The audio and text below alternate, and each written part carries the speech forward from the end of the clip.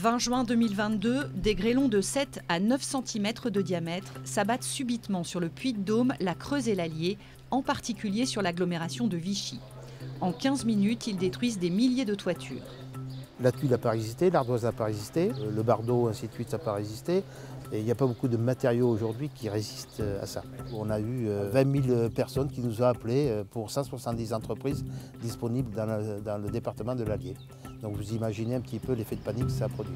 Tous les professionnels du secteur basculent dans l'urgence, abandonnent les chantiers en cours et s'attellent au bâchage et aux mesures conservatoires.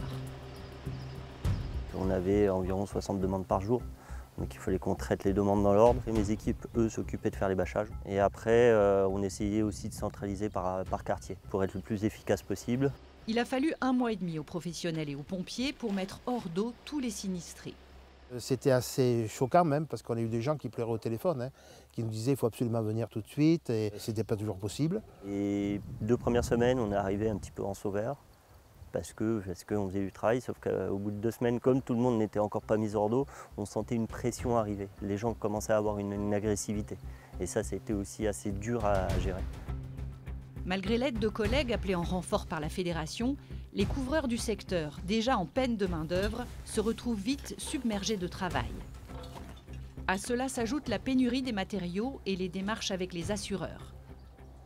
Les mesures conservatoires s'étirent dans le temps, contraignant les entreprises à y revenir plusieurs fois. Les entreprises sont amenées aujourd'hui encore à faire des interventions sur les toits juste pour entretenir les bâches et les mesures conservatoires qui ont été faites du départ. Voilà. Donc vous voyez, l'entreprise porte un peu la charge quand même de la maintenance de ses moyens. Car les travaux de réparation suite à cet épisode de grêle se poursuivent encore aujourd'hui, comme ce chantier en Creuse. Ça c'est des impacts de grêle. Ou celui-ci dans l'Allier. Quelles leçons tirer de cet épisode? Concernant l'urgence, on pourrait mieux coordonner le travail entre pompiers et professionnels. On bâche les 2 derrière et vous le mettez ici. Voilà. De croiser les équipes comme c'est comme ça. Ça veut dire que nous, on peut débloquer des gars avec les pompiers. Ça serait beaucoup plus rapide, je pense, et plus efficace. Les couvreurs insistent surtout sur le nécessaire dialogue avec les assureurs. Si on peut tirer une leçon déjà, c'est de pouvoir travailler les assureurs sur les mesures conservatoires et savoir comment on peut faire des choses efficaces et comment on peut aussi les couvrir un petit peu mieux en termes d'indemnité.